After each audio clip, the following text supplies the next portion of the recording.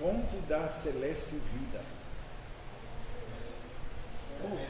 Como vai? Eu não sei. Fonte da celeste vida. Vem descobre o teu poder, vivifica o Senhor, tu faz os mortos reviver. Vida eterna, vem a todos conceder, vem a todos conceder.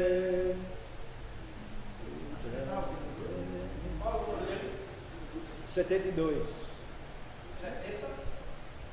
72. Você quer ouvir tudo, né? Ok? Segundo deixa eu ouvir.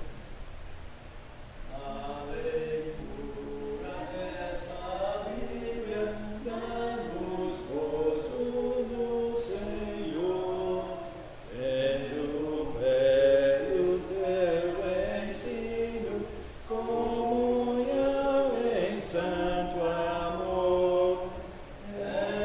Exaltemos, entoando teu louvor, entoando teu louvor. Obrigado. Vamos colocar aqui.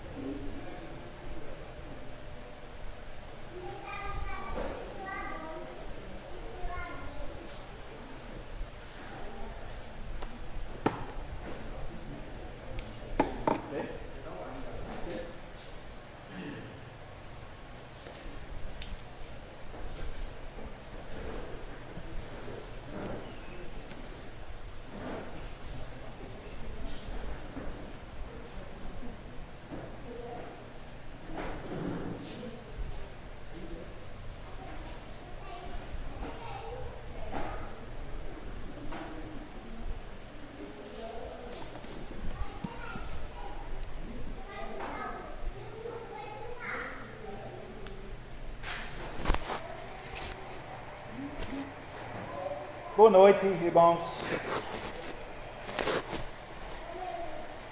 Boa noite a vocês que estão assistindo online. Que Deus nos abençoe nesse culto, essa noite. Quero começar com uma leitura da palavra de Deus. Salmo 134. Um cântico de romagem, o chamado à adoração essa noite. Bendizei ao Senhor, vós todos, servos do Senhor, que assistis na casa do Senhor, nas horas da noite. Erguei as mãos para o santuário e bendizei ao Senhor. De Sião te abençoe o Senhor, Criador do céu e da terra. A congregação pode ficar de pé.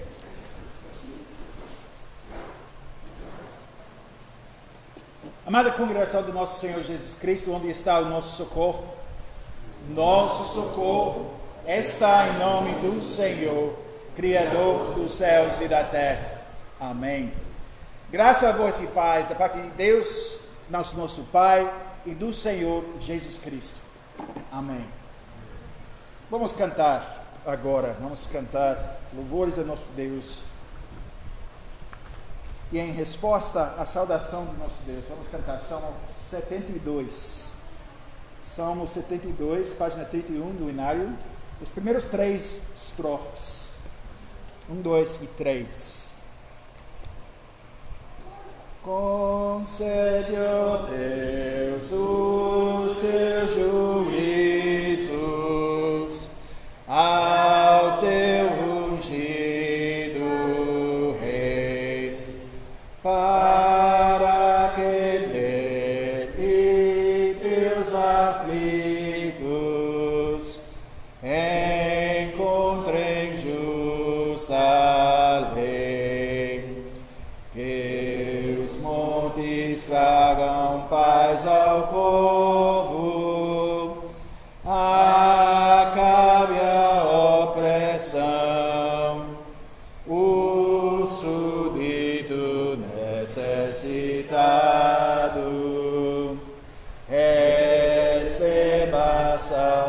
salvação.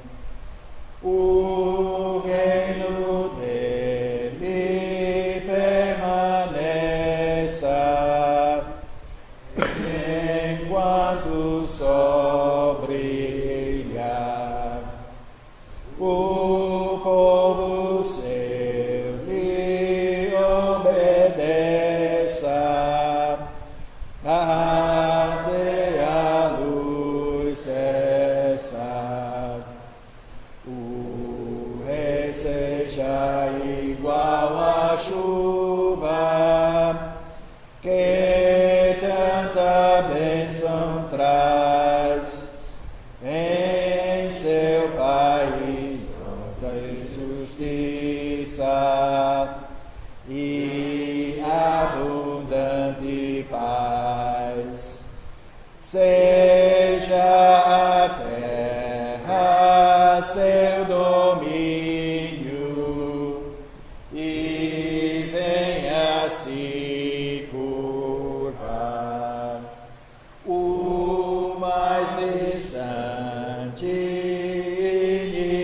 inimigo para se sujeitar.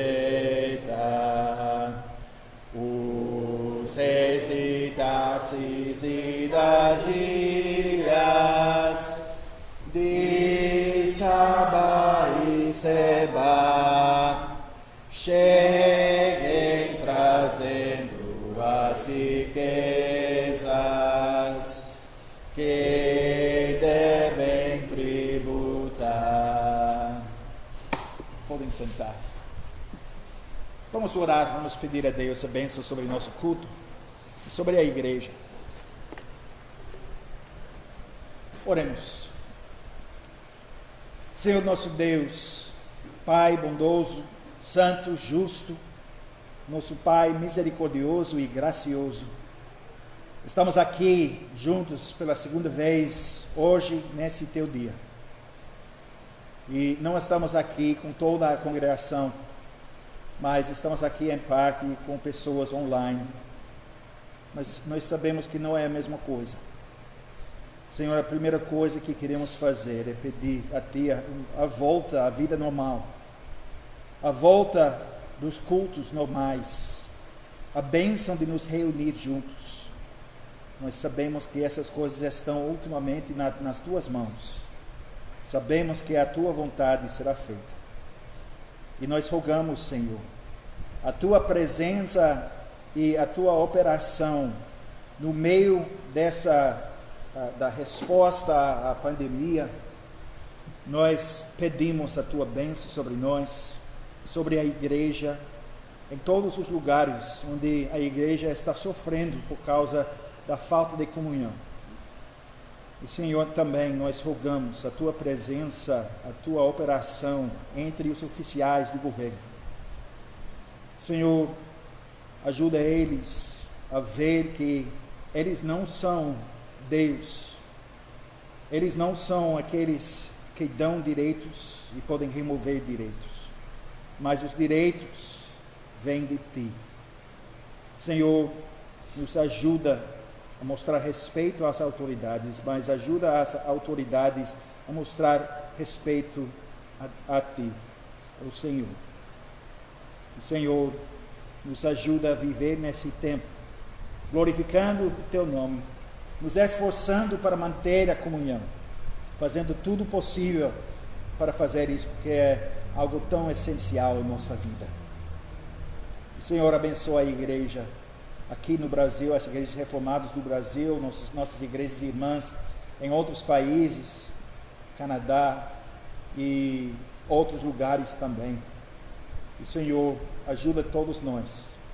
Somos fracos, nós falhamos em muitas maneiras, mas nós somos Teu povo e precisamos de Ti, precisamos da Tua bênção, precisamos da Tua presença. Nos ajuda a permanecer fiéis, a pregar o Evangelho fielmente, a viver o Evangelho em nosso dia a dia.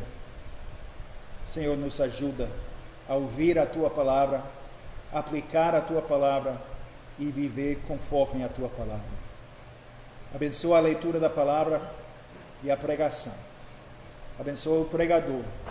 Na sua fraqueza ele prega, mas ele prega e ajuda ele a pregar a palavra certa. E os ouvintes em casa e aqui no prédio, abençoa os ouvintes e abra os olhos, os ouvidos dos ouvintes para entender a palavra e para usar essa palavra, não para ser somente ouvinte, mas a fazer tudo que nós ouvimos e aprendemos e somos exortados. Senhor, abençoa tudo que nós fazemos aqui, que tudo seja feito para a Tua glória e a glória do Teu santo nome. Em nome de Jesus Cristo nós oramos. Amém.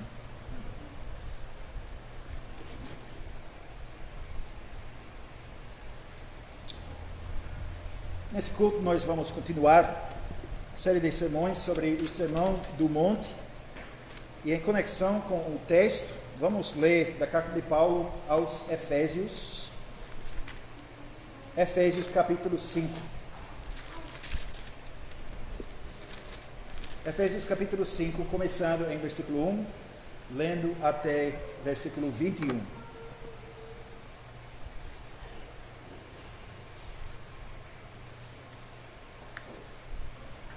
Efésios 5, 1 a 21.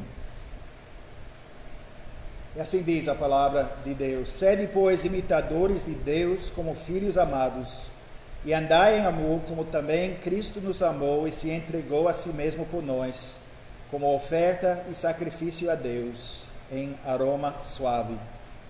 Mas a impudicícia e toda a sorte de impureza ou cobiça nem sequer se nomeiem entre vós, como convém a santos, nem conversão torpe, nem palavras vãs ou chocarrices, coisas essas inconvenientes. Antes, pelo contrário, ações de graças. Sabei, pois, isto: nenhum incontinente, ou impuro, ou avarento, que é idólatra, tem herança no reino de Cristo e de Deus. Ninguém vos engane com palavras vãs, porque por essas coisas vem a ira de Deus sobre os filhos da desobediência. Portanto, não sejais participantes com eles, pois outrora eres trevas, porém agora sois luz do Senhor. Andai como filhos da luz, porque o fruto da luz consiste em toda bondade e justiça e verdade, provando sempre o que é agradável ao Senhor. E não sejais cúmplices nas obras infrutíferas das trevas, antes, porém, reprovai-as, porque o que eles fazem em oculto, o só referir é vergonha. Mas todas as coisas, quando reprovadas pela luz, se tornam manifestas, porque tudo que se manifesta é luz. Pelo que diz: desperta, ó tu que dormes, levanta-te de entre os mortos, e Cristo te iluminará. Portanto, vede prudentemente como andais, não como nécios, e sim como sábios, remindo o tempo, porque os dias são maus. Por esta razão, não vos torneis insensatos, mas procurai compreender qual a vontade do Senhor. E não vos embriagueis com vinho, no qual há dissolução, mas enchei-vos do Espírito, falando entre vós com salmos, entoando e louvando de coração ao Senhor com hinos e cânticos espirituais, dando sempre graças por tudo a nosso Deus e Pai, em nome de nosso Senhor Jesus Cristo, sujeitando-vos uns aos outros no temor de Cristo. Até aqui a leitura da palavra de Deus. E agora vamos cantar nossa resposta. Vamos cantar hino 72. Fonte da Celeste Vida, página 75. Fonte da celeste vida, vem descobre o teu poder, vivifica o sem alento, faz os mortos reviver, vida eterna, vem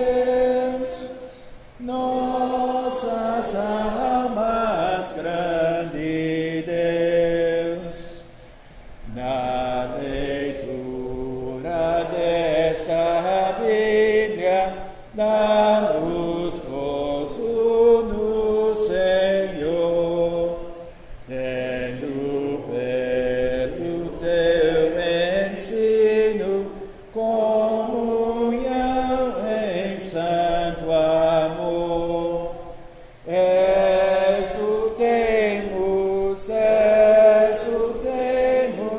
entoando teu louvor, entoando teu louvor.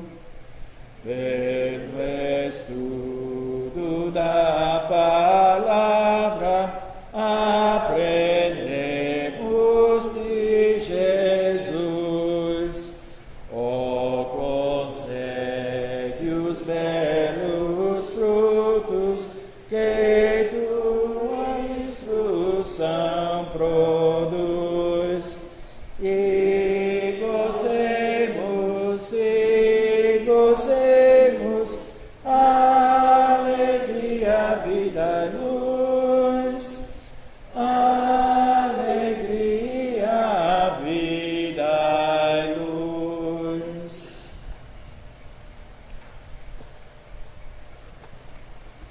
Vamos abrir nossas Bíblias mais uma vez ao Evangelho de Mateus, capítulo 5.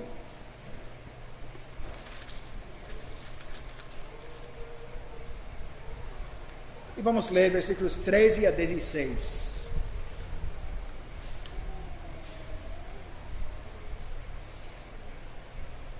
Mateus 5, 13 a 16.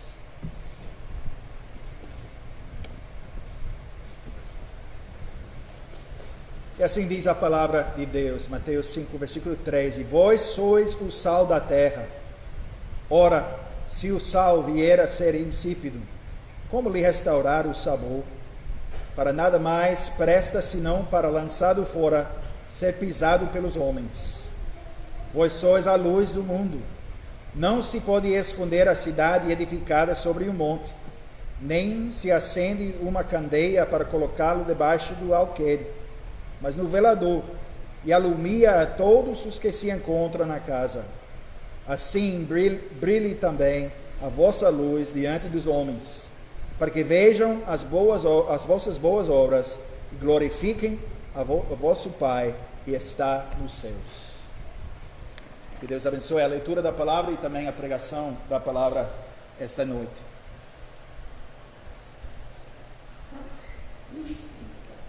Amada congregação do nosso Senhor Jesus Cristo, irmãos e irmãs, por milhares de anos, antes de haver geladeiras, freezers, havia sal.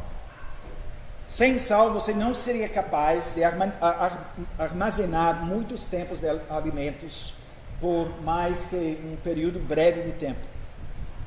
Sua carne, seu peixe apodreceria e você passaria fome. Portanto, no mundo pré-industrial, o sal não era um luxo, era uma necessidade. Sal era um bem precioso.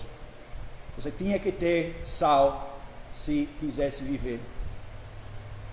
E antes que a eletricidade fosse entendida e controlada, antes da invenção da lâmpada elétrica, a luz também era um bem precioso. Hoje nem sequer pensamos sobre a luz. Apertamos um botão e temos muita luz, sem problema. Podemos ler, podemos fazer nosso trabalho, podemos continuar nossas atividades como normal. Mas no mundo antigo não era assim. A luz não era algo que as pessoas tomavam como certo. Tinha que planejar, tinha que trabalhar duro para afastar a escuridão. E aquela luz que as pessoas tinham numa noite escura não foi nada em comparação com o brilho que nós experimentamos como normal no século 21, em qualquer temporada do ano. Não faz uma diferença, sempre temos luz. Nesse contexto, naquele contexto, Jesus disse a seus discípulos: vós sois o sal da terra, e vós sois a luz do mundo. E antes de tudo, nós precisamos prestar muita atenção as próprias palavras que Jesus usa aqui. Porque ele não diz, vocês devem ser a luz do mundo, ou vocês devem ser o sal da terra. E ele não diz, vocês têm a luz do mundo. Vocês têm o sal da terra. Ele diz, isto é o que vocês são. E porque é isso que vocês são, é isso que vocês devem ser. Então agora nós veremos o que isso significa para nós. Qual é nosso papel como o povo de Deus, como discípulos de Cristo, hoje em dia, vivendo em relação ao mundo. E veremos por que o mundo precisa que sejamos sal e luz, e também o que significa sermos sal e luz. Em primeiro lugar, nós somos o sal da terra. Como mencionei, o sal é um conservante. Se o mundo precisa de sal, precisamos pensar nisso. Significa que está em estado de decadência.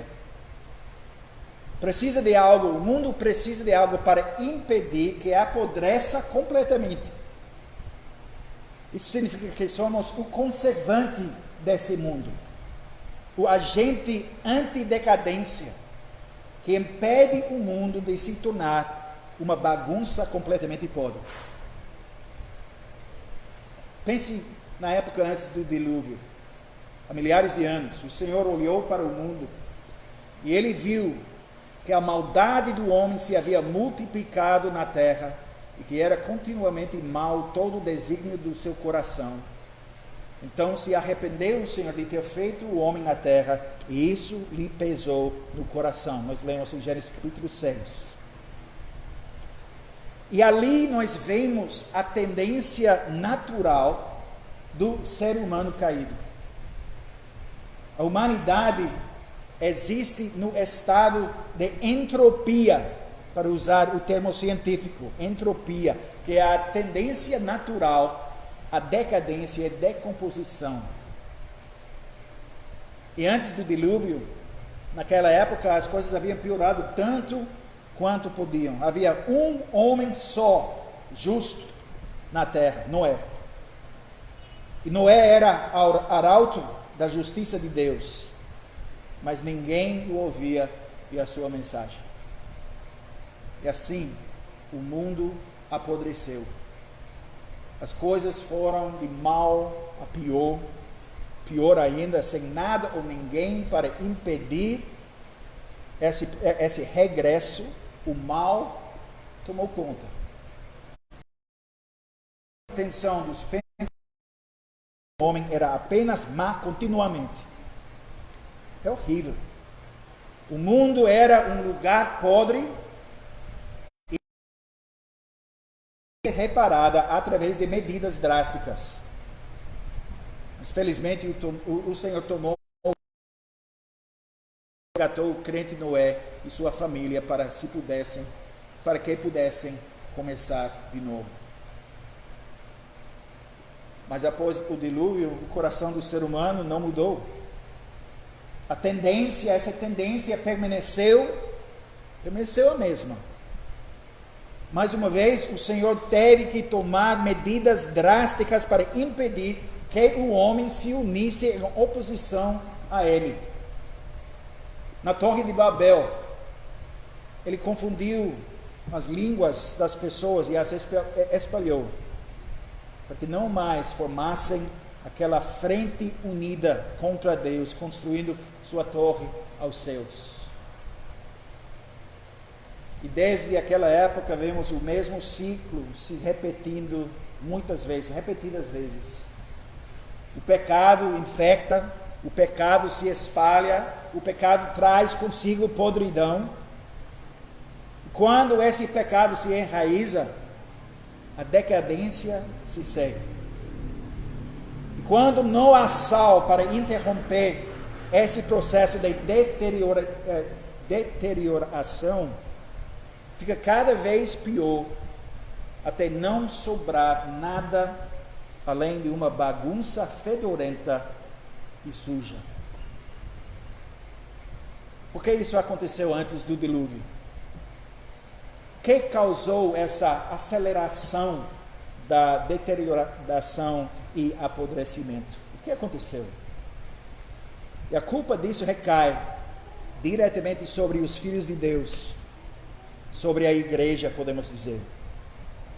Imediatamente antes dessa afirmação, em Gênesis 6, onde Deus notou o fato de que a humanidade havia sido completamente vencida pelo mal.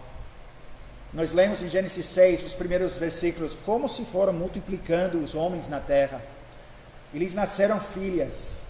Vendo os filhos de Deus que as filhas dos homens eram formosas, tomaram para si mulheres, as que entre todas mais lhes agradaram. E em versículo 4 do mesmo capítulo, ora, naquele tempo havia gigantes na terra, quando os filhos de Deus possuíram as filhas dos homens, as quais lhe deram filhos. Estes foram valentes, varões de renome na antiguidade. Então, o que nós vemos aqui? Nós vemos os filhos de Deus, a linhagem piedosa de Sete, que invocavam o nome do Senhor, como nós lemos em Gênesis 5. Esqueceram o que eram, o que Deus os havia feito. Eles, como nós, eram o sal da terra. Eles deveriam trabalhar contra essa deterioração, mas não fizeram. Eles olhavam para as filhas dos homens, as mulheres atraentes do mundo, e as queriam para si mesmos. Esqueceram-se da grande divisão que o Senhor havia colocada entre eles e o mundo.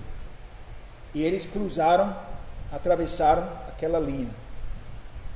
A divisão entre os filhos de Deus e os filhos dos homens foi derrubada, e a igreja foi conformada ao mundo. O sal havia perdido o sabor, e agora não era bom para nada não se pisar sobre os pés. Porque quando o sal perde seu poder de conservar, não serve para nada. E assim, o que aconteceu? O que acontece? A podridão se instala. E às vezes isso acontece com um corpo humano, e é chamado de gangrena. Talvez vocês conheçam.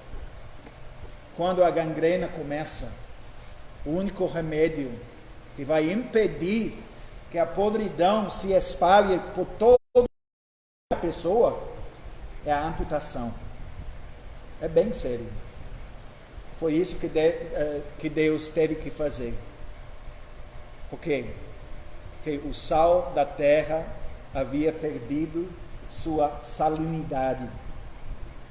E por causa disso, o mundo ficou cheio de homens poderosos, homens de renome, os Nefelins, chamados gigantes em nossa tradução. Eles eram os guerreiros poderosos, homens com força, homens com habilidade e astúcia, mas eles eram pessoas podres, em decomposição. Eles eram poderosos governantes, mas eram poderosos governantes de uma sociedade que estava morrendo. Homens de renome, mas homens de renome no mundo em colapso. Pessoas que realmente pensavam que estavam no controle nesse mundo, quando estavam realmente no caminho à destruição, no caminho, literalmente, ao inferno. Irmãos, nós somos o sal da terra. Não podemos ser como os filhos de Deus em Gênesis capítulo 6 e nos alinhar com o mundo. Não podemos ser assim. Não podemos olhar para a beleza enganosa do mundo com saudades e tentar derrubar o muro divisor que existe entre nós e o mundo. Porque se o fizermos, o podridão só vai progredir ainda mais rapidamente. Infelizmente, irmãos, é isso que nós vemos acontecendo. Com frequência nós vemos a igreja se tornando como o mundo. E claro, queremos ser filhos de Deus. Mas é essa a paixão central da nossa vida, a força motriz da nossa vida. Ou estamos contentes em ser cristãos medíocres. Estamos felizes com um pouco de compromisso, um pouco mais de compromisso e um pouco mais de compromisso com o mundo.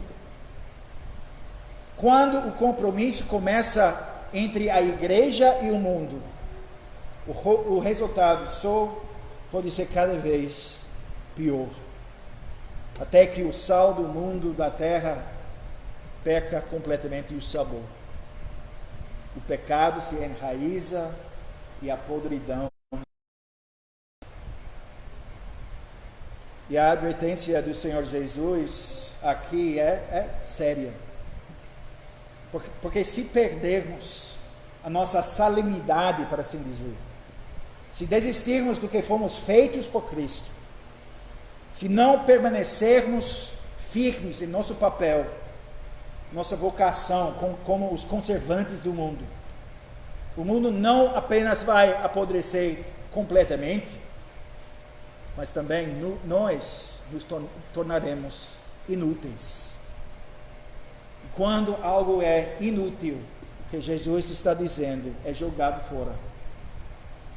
Na economia de Deus, ser jogada fora não é algo que podemos minimizar de nenhum jeito. Significa ser jogado fora para sempre, deixado do lado, sendo excluído do reino de Deus. Esse é um aviso que nós precisamos levar muito sério quando consideramos quem somos, o que fomos feitos por Cristo e o que precisamos fazer. Então isso significa que não podemos ser comprometedores. Significa que não podemos nos sentir à vontade no mundo que tem a tendência inevitável à podridão. Significa que precisamos manter nosso status único do povo de Deus e não buscar a aprovação de homens. Nós somos o povo de Deus e nós temos um papel vital a desempenhar na preservação da sociedade em que vivemos.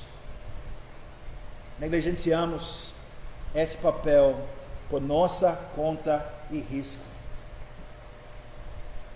Portanto, ao relembrarmos nossas vidas, nós precisamos nos perguntarmos, fazer essa pergunta: sou sal para minha comunidade? Tenho uma influência no mundo ao meu redor como deveria? Vivo minha vocação de ser distinto do mundo, de ser um membro vivo do povo especial de Deus? Ou, por outro lado, me contento em ser apenas cristão medíocre, que não tem nenhum impacto em nada ou ninguém? Mas não apenas olhamos para trás em nossa vida, também olhamos para o futuro.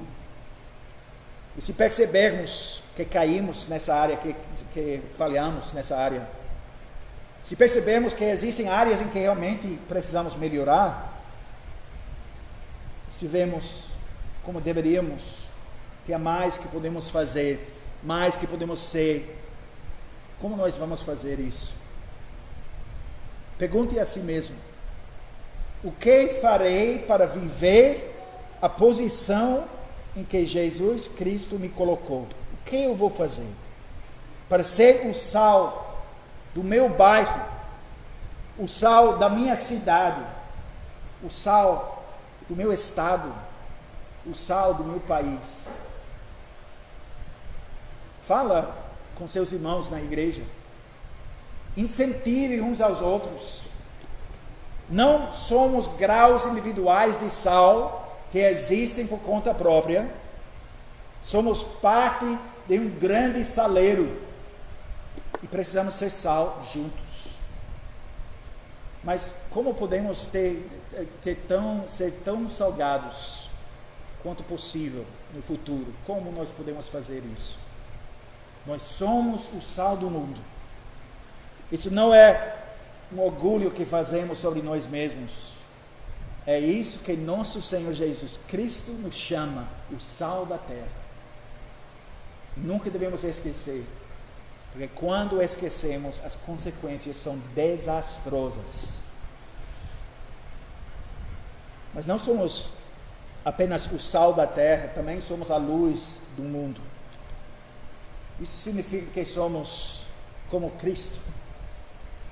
Ele disse sobre si mesmo: eu sou a luz do mundo. Quem me segue não andará nas trevas. Pelo contrário, terá a luz da vida. João capítulo 8, versículo 12. E no próximo capítulo, João 9, versículo 5, ele disse: enquanto estou no mundo, sou a luz do mundo. E agora ele diz que nós somos a luz do mundo. E mais uma vez, eu preciso destacar o ponto, que ele não diz que devamos ser a luz do mundo, não que possuamos a luz do mundo, mas que somos a luz do mundo. E agora, considerando o que o Senhor Jesus diz sobre si mesmo, ser a luz, e o que João diz na introdução do seu evangelho sobre Cristo, sendo a luz do mundo, esse é um privilégio incrível para nós. Em João capítulo 1, João diz: a vida estava nele e a vida era a luz dos homens. A luz resplandece nas trevas e as trevas não prevaleceram contra ela. A verdadeira luz veio ao homem, veio ao mundo, que ilumina a todo homem. Isaías profetizou que as pessoas que andavam nas trevas veriam uma grande luz. E essa luz é o Senhor Jesus Cristo. Ele é a luz em si mesmo. Nós somos refletores dessa luz, ou condutores dessa luz. Nós não temos essa luz em nós mesmos. Essa luz chega até nós e brilha através de nós. E o mundo precisa, irmãos, precisa desesperadamente da luz. João diz que a luz entrou nas trevas e as trevas não prevaleceram contra ela. Isso significa que o mundo em que o Senhor Jesus entrou era um lugar muito escuro. Que essa escuridão se opõe ativamente à luz do mundo. É uma oposição ativa e forte. Provérbios capítulo 4, 19, diz que o caminho dos ímpios é como trevas profundas. Eles não sabem sobre o que tropeçam. E em Eclesiastes 2, 14, Salomão nos diz que o sábio tem olhos na cabeça, mas o tolo anda na escuridão. É irônico que no passado, não muito distante, houve um período na história conhecido como Iluminismo, um movimento. Nos séculos 17 e 18, a era de razão, as autoridades tradicionais foram desafiadas, e especialmente a autoridade da religião. O ceticismo se tornou a norma entre as elites da sociedade. Recusar-se a acreditar em qualquer coisa sem prova é ciência. Essa ciência se tornou o árbitro final de todas as coisas. A verdade da Escritura foi questionada, uma era de descrença foi introduzida pelos supostamente grandes pensadores daquela época. E qual tipo de iluminação? O mundo em trevas, buscando criar sua própria luz a parte da luz de Jesus Cristo, simplesmente cavando um buraco mais profundo, tornando-se ainda mais sombria. Mas, irmãos, esse é o jeito do mundo. O apóstolo Paulo explica perfeitamente em 2 Coríntios 4, versículo 4, o Deus deste século cegou o entendimento dos incrédulos, para que lhes não resplandeça a luz do evangelho da glória de Cristo, o qual é a imagem de Deus. O Deus deste século cegou o entendimento dos incrédulos. Então, na cegueira do pecado, O mundo segue em direção a uma escuridão mais e mais profunda, pensando erroneamente que finalmente viu a luz. É uma loucura.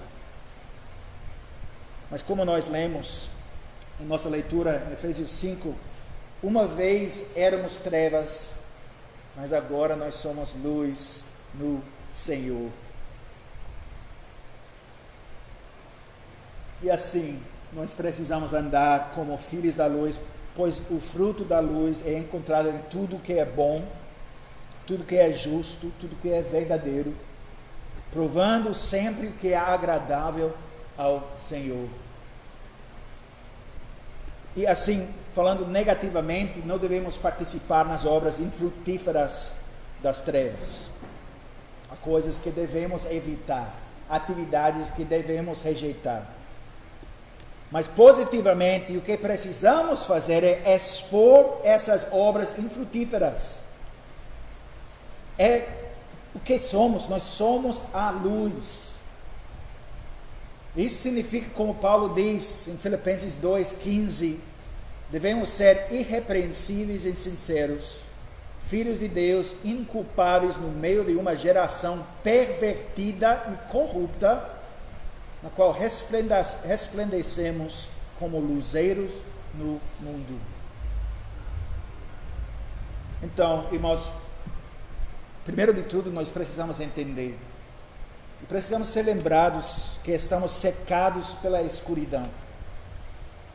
Nossos olhos precisam ser abertos para a realidade dessas trevas pelo Espírito Santo.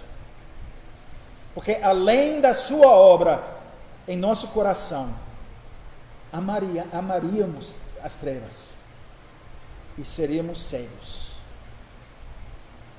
Nosso pecado nos leva a imaginar que a escuridão profunda do mundo é realmente luz.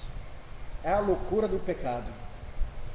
E não é surpreendente, como Paulo diz em outro contexto, pois até Satanás se disfarça de anjo de luz.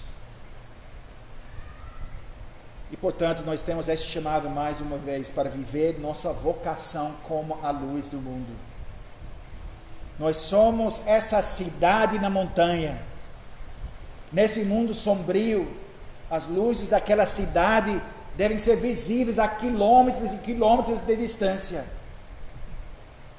Não podemos, não devemos nos esconder.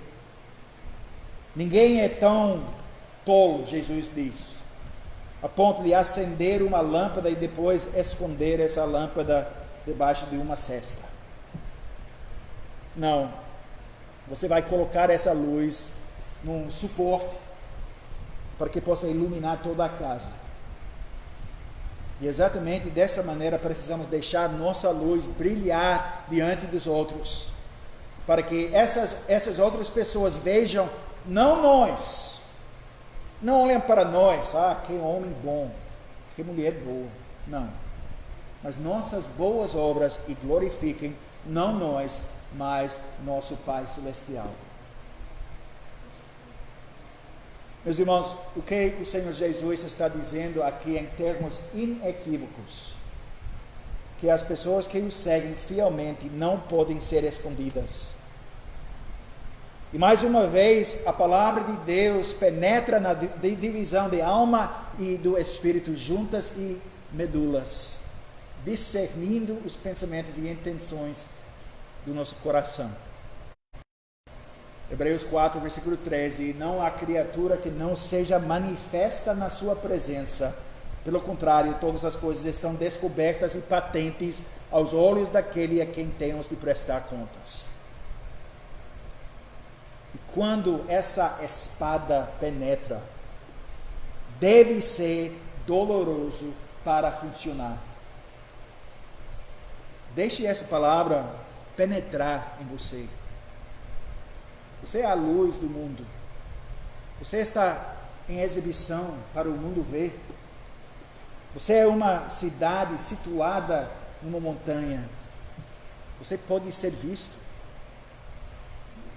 Quando as trevas odeiam a luz, quando a luz é dolorosa para os olhos daqueles que estão acostumados a viver nas trevas, quando surgirão problemas, quando sua luz está brilhando, quando desafios podem ser evitados e a vida pode ser muito mais simples, quando a luz está oculta, ou talvez apenas espreitando por baixo do canto da cesta um pouco, é muito, muito mais fácil ficar e permanecer escondido. E quando as trevas estão realmente atraentes para a nossa natureza pecaminosa, e a luz está piscando, manter a lâmpada em seu suporte torna-se cada vez menos uma prioridade para nós. Então, como nós consideramos, falando sobre o sal, quando nós consideramos nossa posição como a luz do mundo, nós precisamos considerar o passado e o futuro também.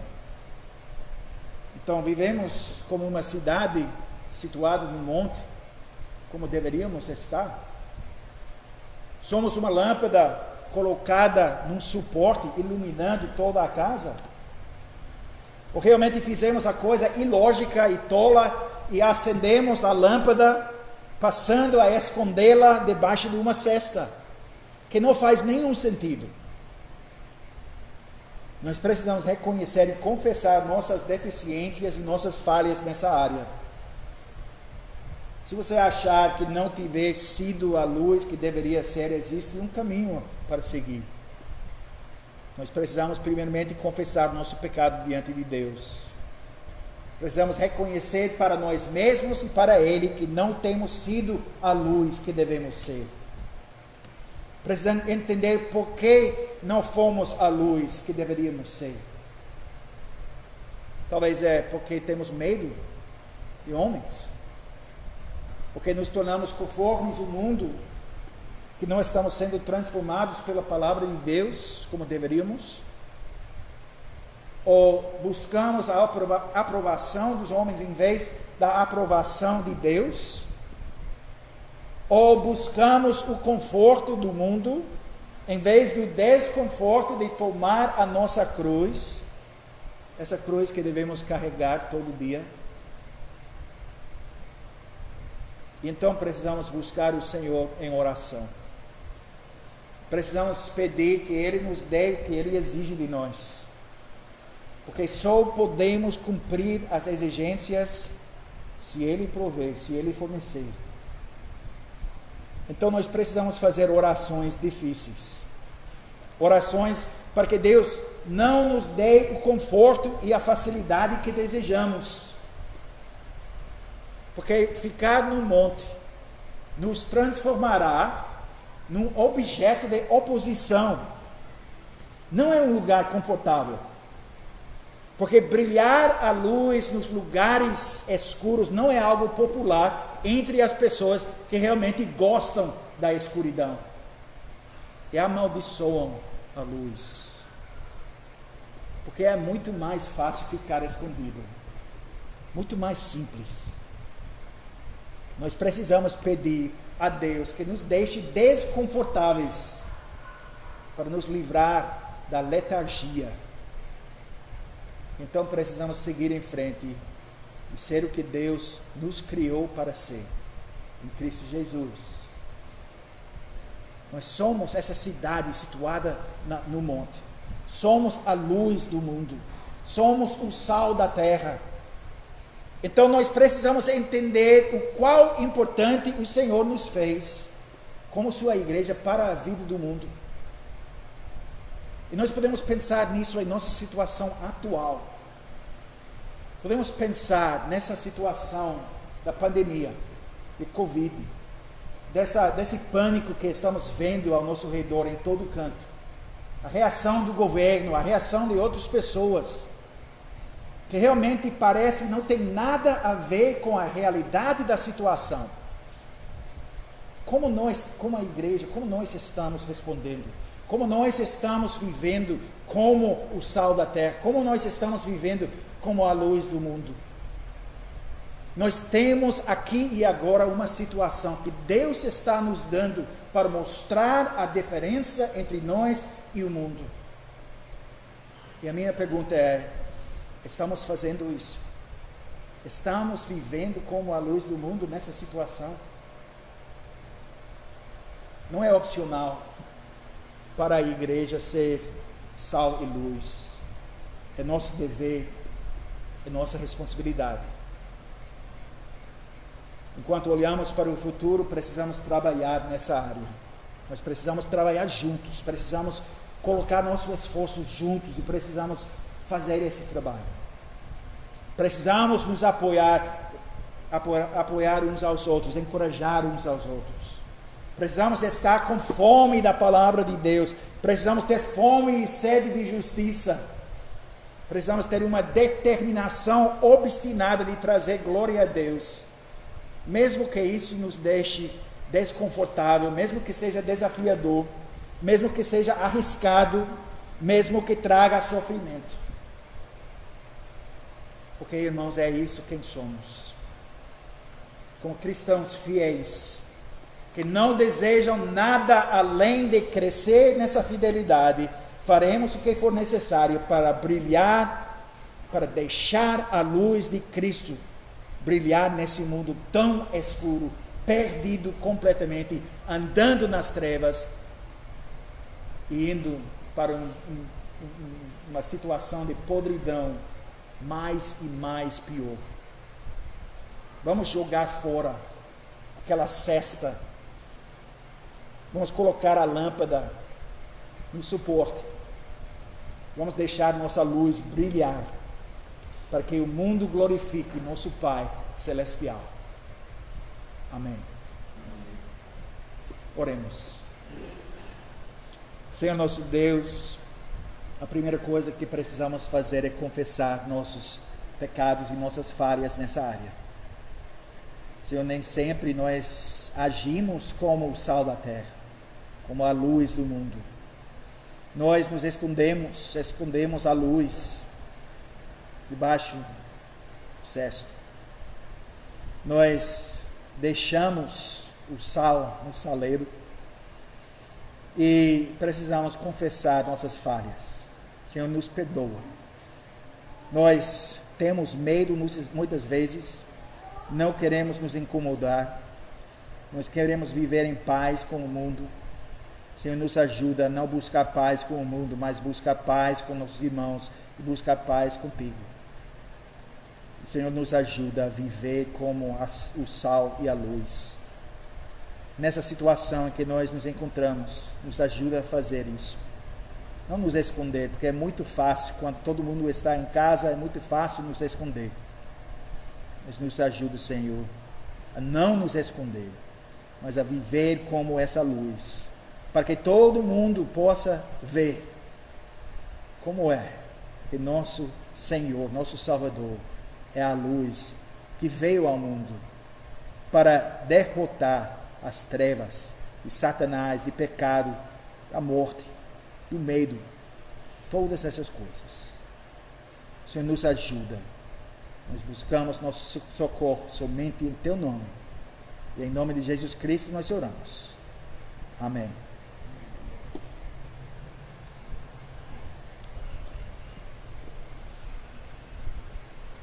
Agora nós temos a oportunidade de dar nossas ofertas para apoiar e para continuar com o trabalho da igreja. E esse trabalho continua e os recursos ainda estão necessários e até mais do que nunca.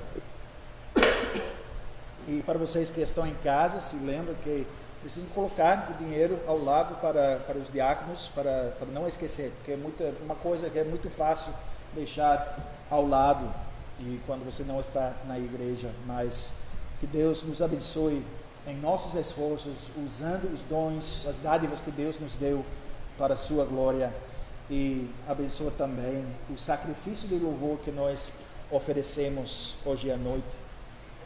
E enquanto nós fazemos a oferta, vamos cantar Salmo 133.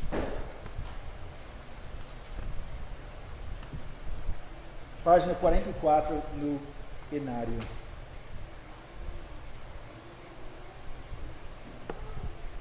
Oh, como é bom e agradável viver unidos os irmãos. É como óleo precioso que corre sobre a cabeça, que desce para a barba, para a barba de Arão, e desce para a gola das suas vestes. Oh, como é bom e agradável viver unidos os irmãos. É como o vale do Hermon que desce sobre os montes, sobre os montes de Sião, ali ordena o Senhor e manda sua bênção e a vida para sempre. A congregação pode ficar de pé e vamos confessar nossa fé usando as palavras do Credo dos Apóstolos. Para confessar nossa fé em Deus Pai, Deus Filho e Deus Espírito Santo, nosso Deus triuno, junto com a igreja de todos os lugares, de todos os tempos, a Igreja Universal de Deus, nós confessamos e nós dizemos juntos: creio em Deus Pai, Todo-Poderoso, Criador dos céus e da terra, e em Jesus Cristo, seu único Filho, nosso Senhor, que foi concebido pelo Espírito Santo, nasceu da Virgem Maria, padeceu sob Pôncio Pilatos, foi crucificado, morto e sepultado, desceu ao inferno. No terceiro dia, ressurgiu dos mortos, subiu ao céu e está assentado à direita de Deus Pai Todo-Poderoso, de onde há de vir a julgar os vivos e os mortos. Creio no Espírito Santo, na Santa Igreja Universal de Cristo, a comunhão dos santos, na remissão dos pecados, na ressurreição do corpo e na vida eterna. Amém. Vamos cantar agora nosso último salmo, Salmo 72, estrofes 4, 5, 6 e 7. Salmo 72, página 32 no Inário.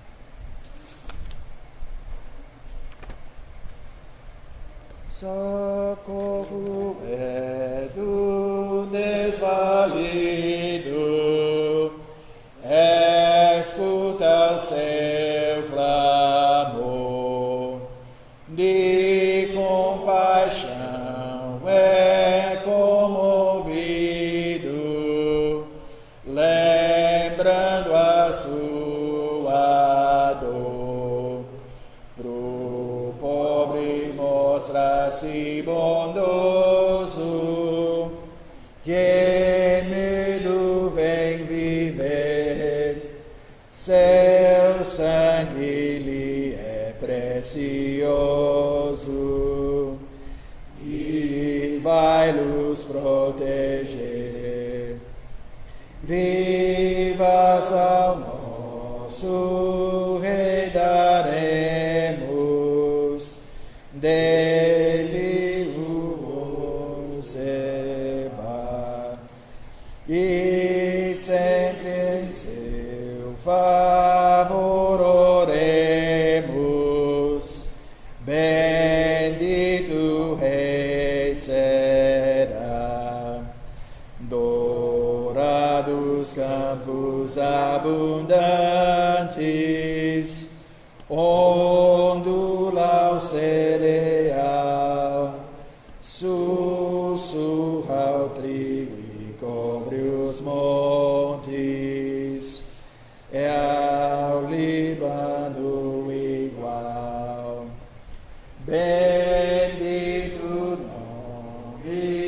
seu prospero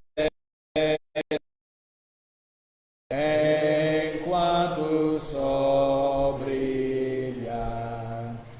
Reina do céu a nós confere, futuro vem nos dar. Todas as nações abençoadas, alegres chegarão, seu nome bem-aventurado, gloriosa saudação. Seu nome é excelso, nós cantemos, do Israel seu rei. Os seus milagres exaltemos, a fama anunciarei. Louve ao Senhor, porque descerra, honra os prodígios seus, de glória enchem toda a terra. Amém, louvai a Deus. Amada congregação do nosso Senhor Jesus Cristo, recebam a bênção do nosso Deus, a graça do Senhor Jesus Cristo, o amor de Deus nosso Pai e a comunhão do Espírito Santo sejam com todos vós. Amém. Amém.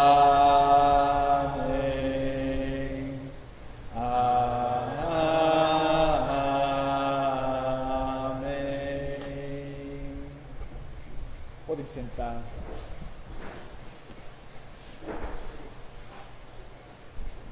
Tem alguns avisos? Não? Bom, vai desconectar?